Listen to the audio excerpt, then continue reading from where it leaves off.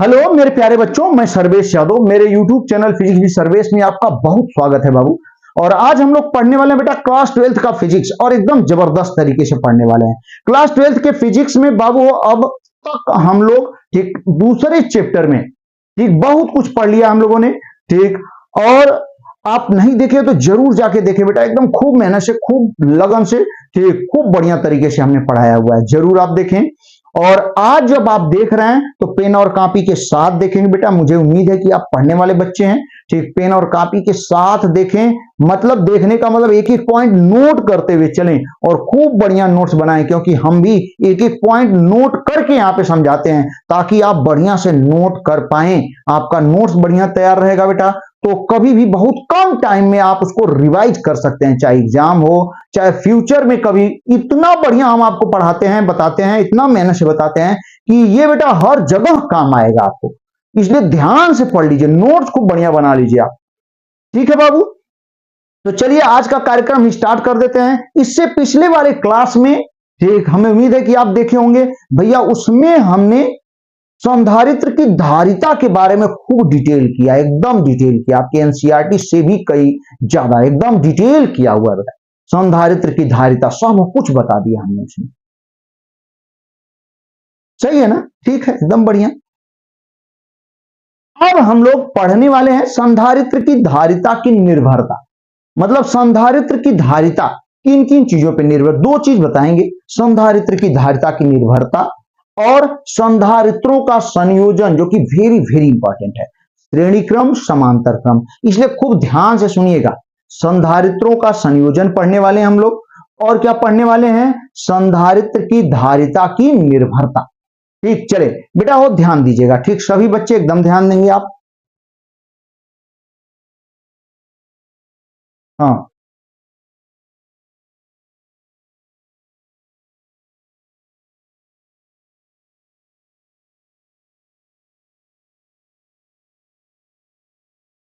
हाँ, देखिए बेटा, तो अब हम लोग पढ़ने वाले हैं संधारित्र की धारिता की निर्भरता, ठीक।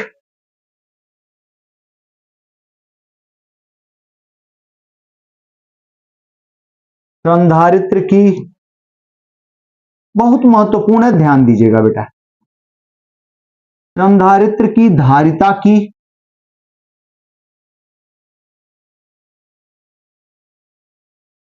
निर्भरता, ठीक। यानी संधारित्र की धारिता किन किन चीजों पे क्या करती है? डिपेंड करती है, ठीक। वो किसके आधार पर देखेंगे? फार्मूले के आधार पर हम लोग देख लेंगे, ठीक है बाबू, ठीक। तो संधारित्र की धारिता का सूत्र क्या होता है उसको देख लेंगे हम लोग, और उसी के आधार पर हम लोग क्लियर करेंगे कि संधारित्र की धारिता किन किन चीजों पे निर्भर करती है। संधारित्र की भैया वो धारिता का सूत्र बाबू, हो धारिता का सूत्र, ठीक। संधारित्र की धारिता का सूत्र पिछले क्लास में खूब डिटेल किया हुआ है हमने। और कब का लिखेंगे? जब उसमें पूरा पूरा परावैद्युत पदार्थ भरा हो तभी का लिखेंगे। तो पूरा पूरा परावैद्युत पदार्थ भरा होगा तो संधारित्र की धारिता C इज इक्वल टू, ध्यान दें आप, के एप्सिलॉन नॉट ए अपान क्या डी, ठीक। C इज इक्वल टू के epsilon not a upon D. ये इसी के आधार पर हम लोग देखेंगे।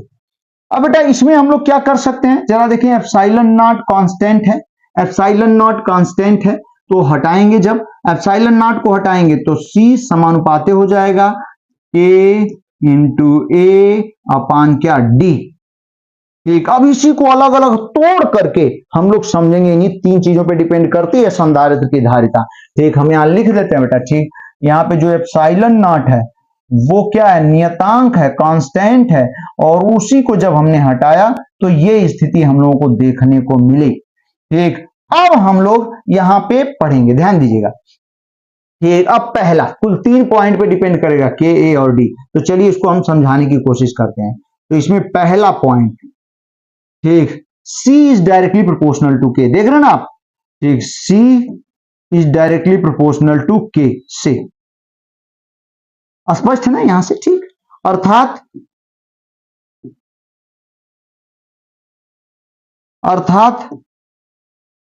संधारित्र, इसका मतलब क्या हम यहां पे लिख रहे हैं बेटा, ध्यान दीजिएगा, आपको भी लिखते हुए चलना है, ठीक। अर्थात संधारित्र की धारिता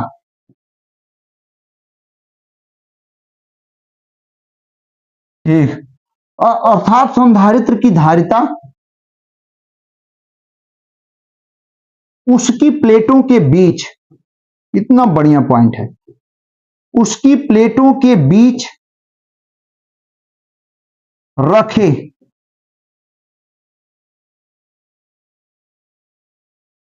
परावैद्युत, ठीक, रखे परावैद्युत के परावैद्युतांक,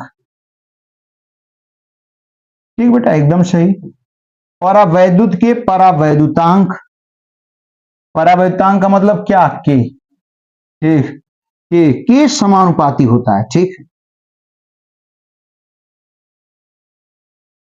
जैसा कि आप ऊपर ही देख रहे हैं, ठीक। अब इसका मतलब क्या होता है, समानुपाती होता है, ठीक, इसका मतलब यही है, आप जानते हैं, कोई घबराने की बात कि संधारित्र की प्लेटों के बीच परावैद्युत का जो परावैद्युतांक, जितने ज्यादा परावैद्युतांक वाला रहेगा उसकी धारिता उस स्थिति में संधारित्र की धारिता उतनी ही अधिक होगी। संधारित्र की प्लेटों के बीच भैया, ठीक, जो परावैद्युत भरा हुआ है उसका परावैद्युतांक जितना ज्यादा होगा, ठीक, उसकी धारिता, संधारित्र की जो धारिता है उतनी ही अधिक होगी। मतलब संधारित्र की धारिता संधारित्र की प्लेटों के बीच उपस्थित परावैद्युत के परावैद्युतांक पर क्या करती है, निर्भर करती है, ठीक। स्पष्ट हो गया, पहला पॉइंट एकदम स्पष्ट है कि परावैद्युतांक पर निर्भर कर रही है, ठीक है, ध्यान देंगे आप। अब बेटा ठीक, दूसरा पॉइंट हम लोग देख लेते हैं। दूसरा पॉइंट आप देख ही रहे हैं, आपको स्पष्ट दिखाई दे रहा होगा, ठीक, हम लोग ऐसे लिख देते हैं, यानी C is directly proportional to A। कितना बढ़िया point, C is directly proportional to A, ठीक, देख रहे हैं। अर्थात इसका मतलब क्या है, ठीक, अर्थात संधारित्र की धारिता, ये क्या है अभी बताने वाला। अर्थात संधारित्र की धारिता यानी C, अर्थात संधारित्र की धारिता उसकी प्लेटों के क्षेत्रफल, उसकी प्लेटों के क्या भैया, क्षेत्रफल, और उसकी प्लेटों के क्षेत्रफल को क्या, A। अर्थात संधारित्र की धारिता उसकी प्लेटों के क्षेत्रफल A के समानुपाती होता है, ठीक। मतलब प्लेटों का क्षेत्रफल जितना अधिक होगा बाबू, ठीक, संधारित्र की धारिता, ठीक, उतनी ही अधिक होगी। एकदम सही, कोई घबराने की बात नहीं, कितना जबरदस्त बढ़िया पॉइंट चल रहा है, ठीक है। तीसरा और लास्ट हम लोग देख लेते हैं, ठीक, तीसरा और लास्ट क्या है, ठीक, आप देख रहे हैं C व्युत्क्रमानुपात 1D है ना, C व्युत्क्रमानुपात D है, या C समानुपात 1/D है, ठीक। अर्थात इसका मतलब क्या है, अर्थात संधारित्र की धारिता, बेटा हो भैया हो ध्यान दीजिएगा, अर्थात संधारित्र की धारिता, ये क्वेश्चन बहुत इंपॉर्टेंट है। संधारित्र की धारिता किन किन चीजों पे, किन किन कारकों पे निर्भर करती है, स्पष्ट कीजिए, व्याख्या कीजिए। तो जैसे हम बता रहे वैसे ही आपको लिखना होगा, ठीक, एकदम पूरा में पूरा नंबर लेने के लिए ऐसे ही लिखना होगा। अर्थात संधारित्र की धारिता, ठीक, संधारित्र की धारिता उसकी प्लेटों के बीच की दूरी, संधारित्र की धारिता का मतलब क्या बेटा, C, ठीक, उसकी, हाँ, उसकी प्लेटों के बीच, हाँ, संधारित्र की धारिता उसकी प्लेटों के बीच की दूरी, उसकी प्लेटों के बीच की दूरी के क्या होती है, व्युत्क्रमानुपाती होती है। सही बात है बेटा, एकदम सही है भैया हो बाबू हो, कितना बढ़िया पॉइंट है, नजर आ रहा है, एकदम बढ़िया नजर आ रहा है, ध्यान दीजिएगा।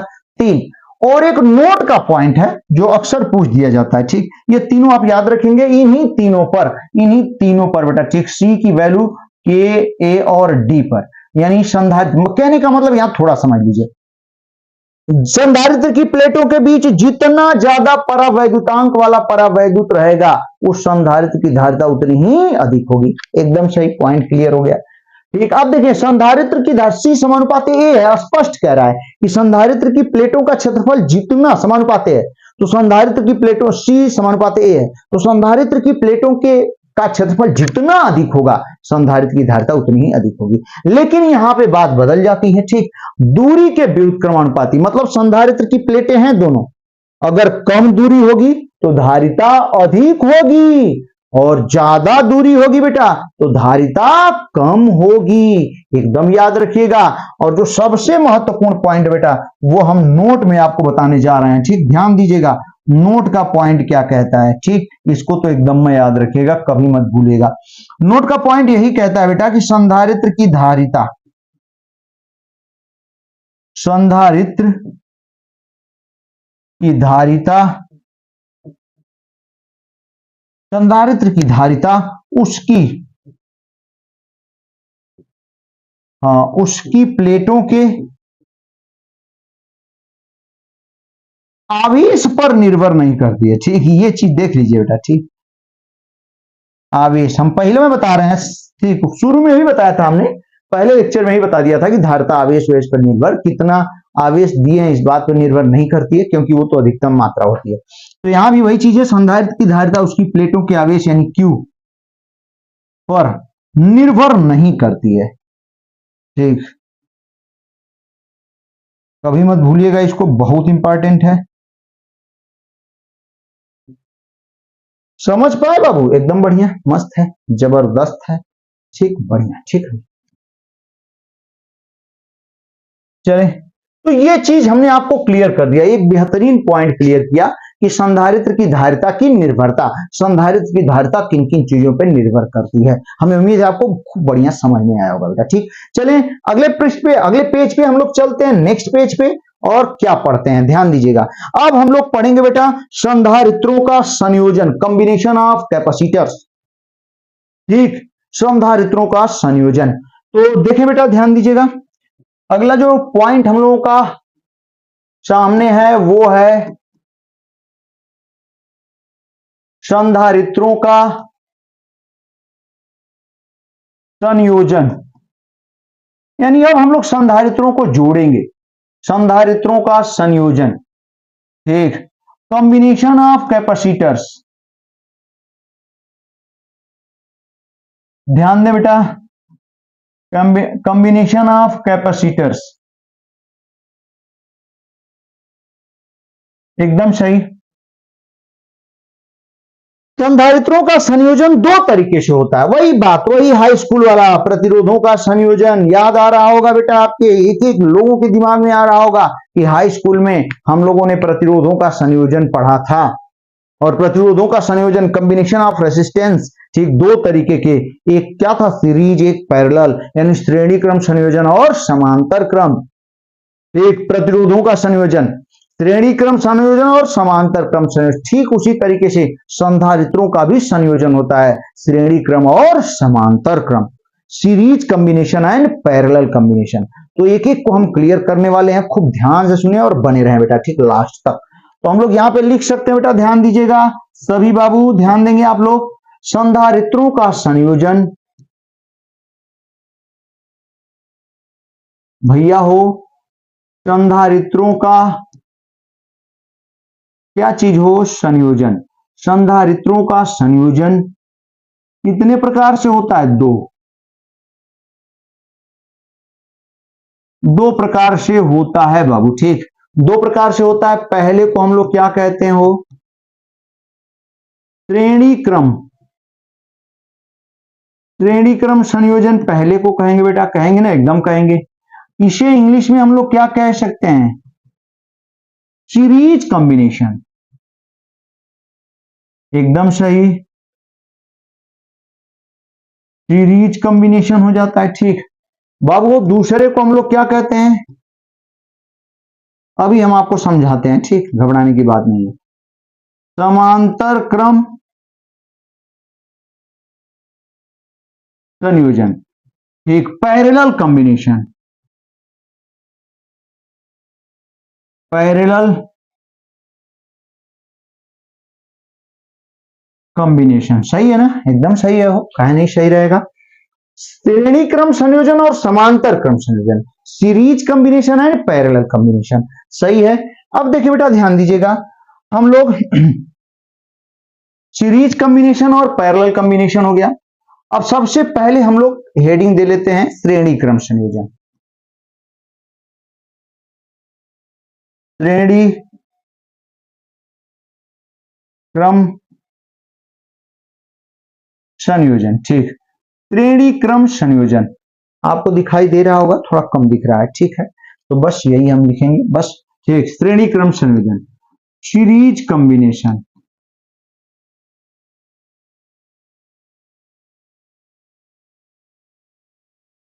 ठीक है बेटा, ठीक। ये सीरीज कॉम्बिनेशन, तो सबसे पहले इनको हम समझ लेते हैं, श्रेणी क्रम संयोजन क्या होता है, समांतर क्रम संयोजन क्या होता है। सबसे पहले जो कैपेसिटर संधारित्र हम लोग बार बार पढ़ रहे हैं, तो जो पंखों में कंडेंसर लगा होता है वही संधारित्र है, कंडेंसर, ठीक।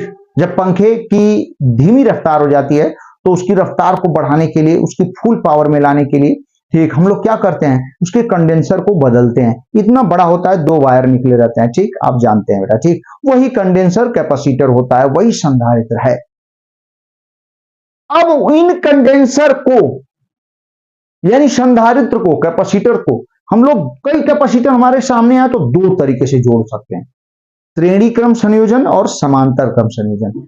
श्रेणी क्रम संयोजन में क्या होता है, ध्यान से सुन लीजिए, एकदम सुनिए और अपने से लिखिएगा, इसको हम लिखेंगे नहीं, ठीक, आसान चीज है, खूब ध्यान से सुनिए आप और अपने से इसको नोट कर लीजिएगा, ध्यान दीजिएगा। श्रेणी क्रम संयोजन में क्या होता है कि जब पहले संधारित्र की दूसरी प्लेट, समझे बेटा, जब पहले संधारित्र की दूसरी प्लेट दूसरे संधारित्र की पहली प्लेट से, आप देखेंगे, ध्यान दें, जब कोई कैपेसिटर कंडेंसर लेंगे ना, ऐसे लेके आएंगे तो उसमें 2 वायर निकले रहेंगे, 2 तार निकले रहेंगे, एक लाल एक काला, ठीक, निकले रहेंगे। एक तरफ प्लस होता है, एक तरफ माइनस होता है, ठीक।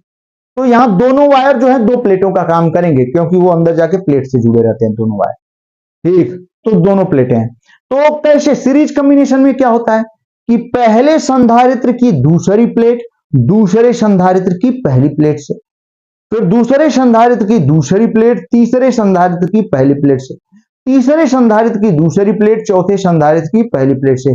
यदि इस तरीके से, भैया हो, यदि इस तरीके से संधारित्र आपस में जुड़े रहते हैं तो ये जो कॉम्बिनेशन है, संयोजन है संधारित्रों का, इसे हम लोग श्रेणी क्रम संयोजन कहते हैं। ध्यान दें, मेरी बात समझने की कोशिश करें, काफी बढ़िया है। जैसे कुछ हम ले लेते हैं, यहाँ पे पेन ले लेते हैं, ठीक है बेटा, बस मान लेते हैं, ठीक, मान लेते हैं ये 2 संधारित्र हैं, ठीक, 2 कैपेसिटर 2 कंडेंसर हम लोग लेकर के आए हैं, ये है, ठीक, ये एक है, ये एक है, इसमें 2 वायर निकले हुए हैं, इसमें भी 2 वायर निकले हुए हैं। तो कैसे सीरीज में जोड़ेंगे हम लोग, ठीक, पहले संधारित्र के दूसरे वायर को, यानी दूसरी प्लेट, पहले संधारित्र की दूसरे वायर को दूसरे संधारित्र के पहले वायर से जोड़ देंगे, ठीक है। फिर दूसरे का दूसरा बच जाएगा तो तीसरे को लेके आएंगे, तीसरे के पहले से जोड़ देंगे। फिर तीसरे का दूसरा बच जाएगा तो चौथे को लेके आएंगे, चौथे के पहले से जोड़ देंगे। फिर चौथे का दूसरा बच जाएगा तो पांचवा लेके आएंगे, पांचवे के पहले से जोड़ देंगे।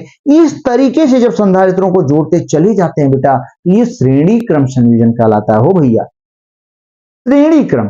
फिर से परिभाषा सुन लें आप, जब पहले संधारित्र की दूसरी प्लेट दूसरे संधारित्र की पहली प्लेट से, कामा, दूसरे संधारित्र की दूसरी प्लेट तीसरे संधारित्र की पहली प्लेट से, कामा, तीसरे संधारित्र की दूसरी प्लेट चौथे संधारित्र की पहली प्लेट से, एक डैश डैश डैश, ठीक, इस प्रकार संधारित्र जुड़े होते हैं। तो इस प्रकार के संधारित्रों के संयोजन को श्रेणी क्रम संयोजन कहते हैं।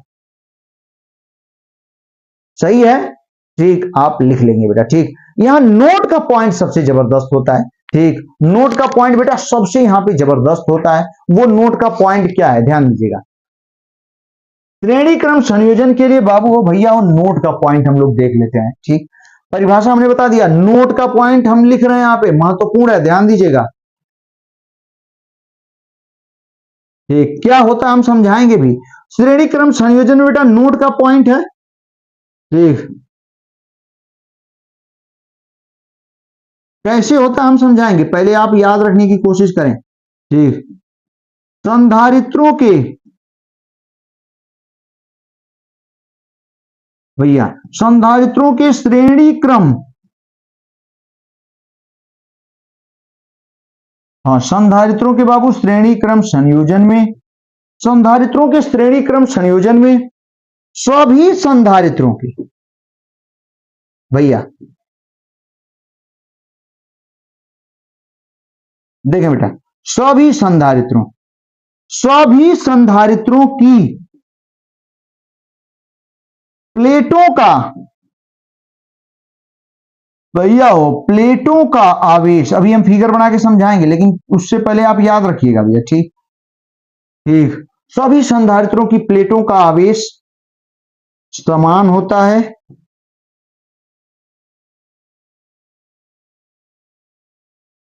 जबकि ठीक जबकि जबकि उनकी प्लेटों के बीच का विभवांतर, घबराएंगे ना बेटा, अभी हम समझाएंगे, जबकि उनकी प्लेटों के बीच का, भैया हो क्या चीज, विभवांतर, ठीक अलग अलग होता है। ये तो आपको याद ही रखना होगा, ठीक। हम लोग पढ़े हैं, अगर थोड़ा बहुत भी याद आ रहा होगा हाई स्कूल में, ठीक हाई स्कूल में पढ़े थे प्रतिरोधों का संयोजन, यहां पर भी आगे मिलेगा। तो प्रतिरोधों के संयोजन में यदि आपको याद आ रहा होगा तो श्रेणी क्रम में जब प्रतिरोध जुड़े रहते हैं तो उसमें धारा का मान समान रहता है, विभवांतर अलग अलग होता है, ठीक। तो वही चीज यहां पर, जैसे वहां धारा वैसे यहां आवेश हो जाता है प्लेटों का। तो जब समान श्रेणी क्रम में प्रतिरोध जुड़े होते हैं तो सब में समान धारा प्रवाहित होती है। उसी प्रकार बेटा जब ठीक जब संधारित्र श्रेणी क्रम में जुड़े होते हैं तो हर प्लेट का आवेश क्या होता है, समान होता है। लेकिन वहां पर भी विभवांतर अलग अलग होता है, यहां भर भी प्लेटों के बीच का विभवांतर अलग अलग होता है। एकदम मत घबराइए, ठीक हम फिगर बना के अब आपको समझाने वाले हैं, ध्यान दीजिएगा बाबू हो भैया हो, एकदम ध्यान दीजिएगा, ठीक। मान लेते हैं हमारे पास 3 कैपेसिटर हैं, 3 संधारित्र हैं, ठीक हम यहां लिख देते हैं, ध्यान दीजिएगा। माना 3 संधारित्र, देखिए बेटा माना 3 संधारित्र, ठीक है, माना 3 संधारित्र हैं, ठीक है, जिनकी धारिता, जिनकी धारिताएं C1 C2 व C3 हैं, इन्हें श्रेणी क्रम में, ठीक इन्हें श्रेणी क्रम में जोड़ा गया है। चलिए जब इन्हें बाबू श्रेणी क्रम में आप जोड़ देंगे तो क्या क्या घटनाएं देखने को मिलेगी, ठीक। चलिए तो फिगर अब हम बनाने जा रहे हैं, ध्यान दीजिएगा। मान लेते हैं ये पहला संधारित्र है, ठीक बाबू हो ये दूसरा संधारित्र है, भैया हो ये तीसरा संधारित्र है, ये 3 कैपेसिटर हैं। इनकी धारिता भी हम लिख देते हैं, इसकी धारिता कितनी है C1 है, और इसकी धारिता C2 है, और इसकी धारिता C3 है। इन्हें श्रेणी क्रम में जोड़ा गया है। तो C1 की देखें ये पहली प्लेट है, पहली प्लेट से वायर निकला हुआ है। फिर श्रेणी क्रम का मतलब पहले संधारित्र की दूसरी प्लेट, दूसरे संधारित्र की पहली प्लेट से, फिर देखें बेटा दूसरे संधारित्र की दूसरी प्लेट तीसरे संधारित्र की पहली प्लेट से, फिर तीसरे संधारित्र की दूसरी प्लेट चौथे, ऐसे जोड़ते चले जाएंगे।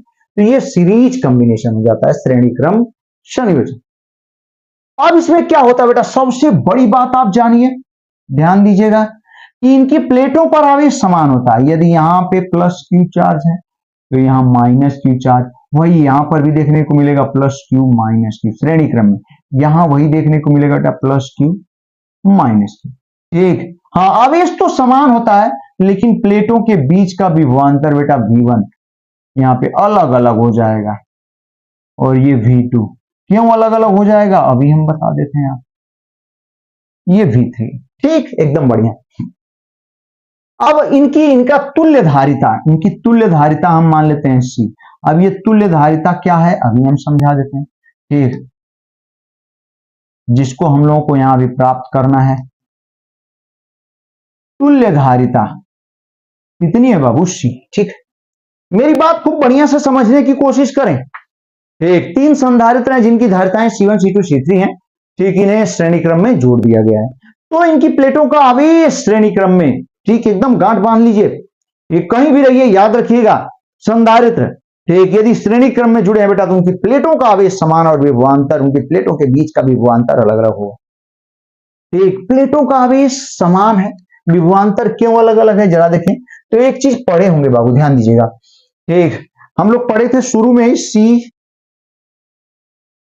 ठीक, या ये भी पढ़े थे Q is equal to C भी पढ़े थे ना, एकदम पढ़े थे, ठीक है, Q is equal to C भी। तो यहां से यदि हम लोग, ठीक, V निकालना चाहे, ठीक, हम लोग यदि V निकालना चाहें यहां से तो V इज इक्वल टू क्या आ जाएगा, Q बाई C, सही है ना। और एक चीज और हम सॉल्व करने से पहले में आपको बता देते हैं कि जो यहाँ तुल्य धारिता हम लोग निकालेंगे 1 बाई C, वो क्या आएगा, ठीक, एकदम हम आपको यहाँ छोटा सा बता देते हैं, 1 by C is equal to 1 by C1 plus 1 by C2 plus 1 by C3। ये श्रेणी क्रम में, संधारित्र के श्रेणी क्रम में आता है, जो कि प्रतिरोध का ठीक उल्टा है।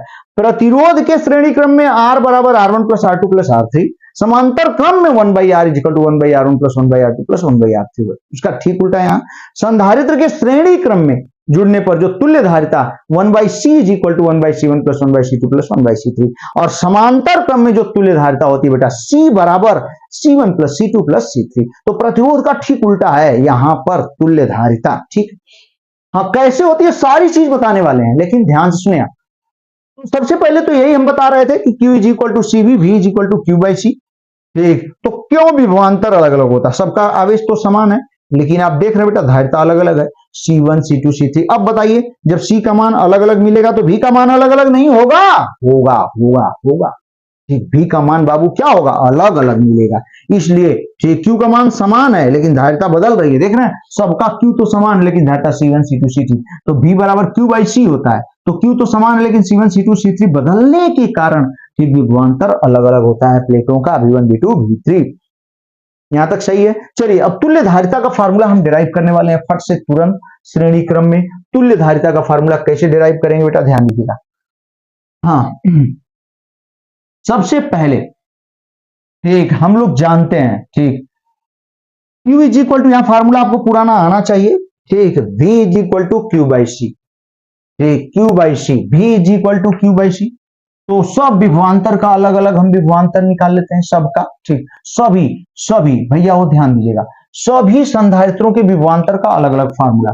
तो सबसे पहले V1 बराबर, यहाँ पे देखें ध्यान दीजिएगा, V is equal to Q by C है, तो V1 इज इक्वल टू बाबू वो क्या हो जाएगा, Q बाई C1। इसी प्रकार बाबू वो V2 इज इक्वल टू बेटा क्या हो जाएगा, Q बाई C2। इसी प्रकार V3 इज इक्वल टू क्या हो जाएगा बेटा, Q बाई C3। कितना बढ़िया। अब कुल विभवांतर हम लोग निकाल लेते हैं। यहाँ पे कुल विभवांतर क्या हो जाएगा, V, भैया वो V इज इक्वल टू क्या लिख पाएंगे बेटा, V1 प्लस V2 और प्लस क्या V3। बाबू हो V is equal to, V1 की जगह हमने क्या लिख दिया, Q अपान C1 और प्लस Q अपान क्या C2, भैया वो प्लस Q अपान C3। कितना बढ़िया। Q कॉमन कर लें, तीनों में है, ये Q हमने कॉमन कर लिया। ब्रैकेट में क्या मिला, 1 by C1 plus 1 by C2 plus 1 by क्या C3 मिला।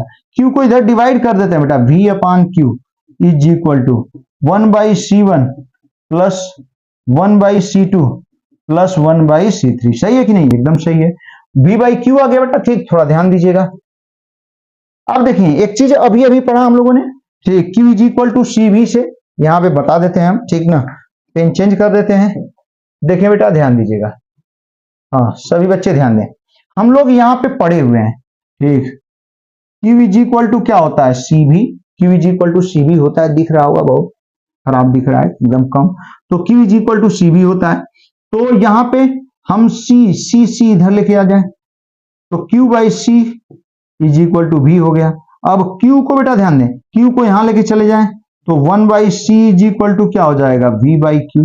समझ पा रहे हैं आप लोग, ठीक ना। इसका मतलब v बाई क्यू की जगह हम लोग क्या लिख सकते हैं, 1/c। थोड़ा ध्यान से देखिएगा, ठीक, उतना बढ़िया क्लियर दिखाई नहीं दे रहा है, ठीक ना बेटा। तो 1/c is equal to v by Q, यानी v बाई क्यू की जगह हम लोग क्या लिख पाएंगे, ठीक, 1/c लिख पाएंगे बेटा, ठीक। तो v बाई क्यू की जगह हमने क्या लिख दिया बेटा, 1/c, और 1/c is equal to 1/c1 और प्लस 1/c2 और प्लस 1/c3। इस तरीके से बाबू हो हम लोगों ने एक श्रेणी क्रम संयोजन में संधारित्रों का श्रेणी क्रम संयोजन में तुल्य धारिता का फार्मूला डिराइव कर दिया। तो हमें उम्मीद है खूब बढ़िया समझ में आया होगा। यदि थोड़ी सी भी दिक्कत हो तो एक बार और वीडियो को खूब बढ़िया से देख लीजिए नोट्स बनाते हुए, ठीक, आपको एकदम क्लियर हो जाएगा बेटा, ठीक ना। हमें उम्मीद है कि खूब बढ़िया समझ में आया होगा। अब ये, ठीक, हम लोग अब किसको देखेंगे, समांतर क्रम संयोजन, पैरेलल कॉम्बिनेशन। नेक्स्ट पेज पे चलते हैं बेटा। हाँ, अगले पेज पे हम लोग आ जाते हैं और अब हम लोग दूसरा पॉइंट देखने जा रहे हैं। दूसरा पॉइंट क्या बेटा, समांतर, हाँ, समांतर क्रम संयोजन। संधारित्रों का हम लोग समांतर क्रम संयोजन देखने वाले हैं, ठीक, पैरेलल कॉम्बिनेशन, पैरेलल कॉम्बिनेशन, ठीक, समांतर क्रम संयोजन, पैरेलल कॉम्बिनेशन, ठीक। तो जानते हैं बेटा समांतर क्रम संयोजन में जो तुल्य धारिता होती है C इज इक्वल टू क्या आती है, C1 plus C2 plus C3। लेकिन कैसे आती है अभी हम बताने वाले हैं, ठीक। समांतर क्रम संयोजन, अब चलिए कहते किसे हैं, पहले परिभाषा सुन ले बाबू। समांतर क्रम, ठीक, पैरेलल कॉम्बिनेशन कहते किसे हैं, समांतर क्रम संयोजन आखिर कहते किसे हैं, ठीक।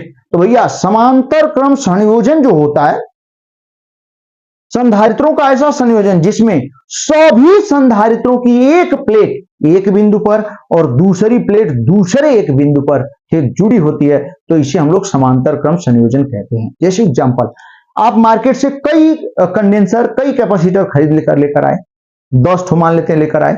अब आपने किया क्या कि 200 की जो पॉजिटिव प्लेट है उसको एक जगह जोड़ दिया, 10 का जो एक तार है ललका वाला उसको एक जगह जोड़ दिया, अब करिएवा वाला दूसरे एक जगह जोड़ दिया। तो अब जब ऐसे दोनों को पकड़ के लटकाएंगे तो सब के सब आप देखेंगे सारे के सारे संधारित्र पैरेलल में नजर आएंगे। समांतर क्रम संयोजन यही होता है, संधारित्रों का ऐसा संयोजन जिसमें सभी संधारित्रों की एक प्लेट एक बिंदु पर बेटा और दूसरी प्लेट दूसरे एक बिंदु पर जुड़ी होती है, तो इसे हम लोग क्या कहते हैं, समांतर क्रम संयोजन।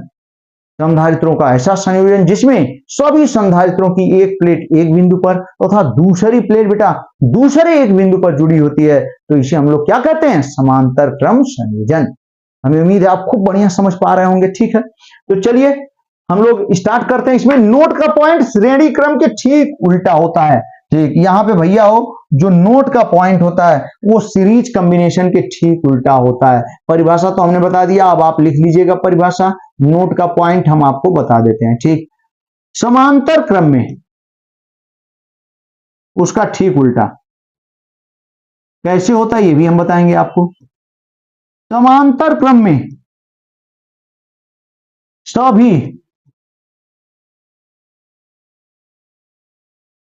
सभी संधारित्रों की प्लेटों का आवेश, प्लेटों का क्या बेटा आवेश, सभी संधारित्रों की प्लेटों का आवेश अलग अलग होता है, ठीक। कैसे होता है बेटा, अलग अलग, अलग अलग होता है, जबकि, ठीक, जबकि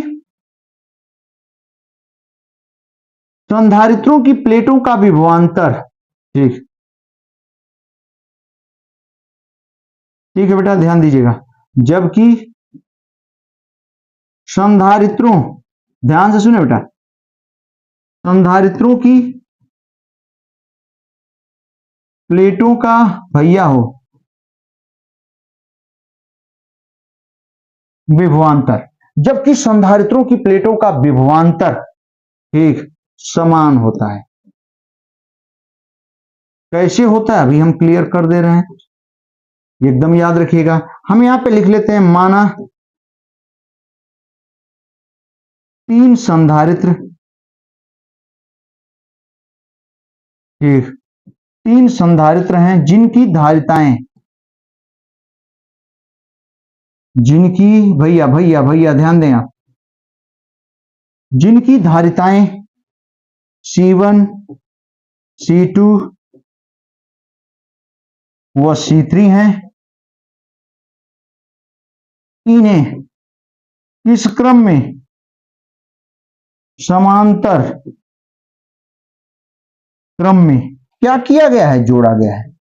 चलिए फिगर बना के हम लोग इसको खूब बढ़िया से समझ जाते हैं बाबू, ठीक ना। देखिए बेटा, मान लेते हैं कि तीन संधारित्र हैं, ठीक।